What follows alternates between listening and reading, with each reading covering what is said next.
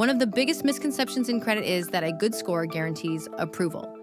The reality is that many people get denied for credit cards, auto loans, and even financing because of something called a thin credit file.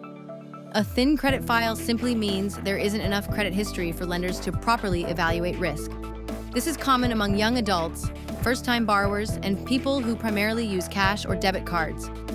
Think of it like applying for a job with almost no resume. You may be responsible, but the lender doesn't have enough information to make a confident decision.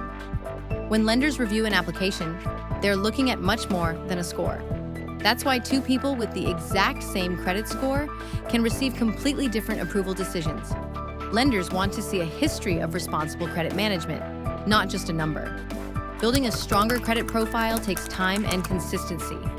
For some consumers, becoming an authorized user on a seasoned account may help strengthen certain credit factors, such as available credit, account age, and profile depth.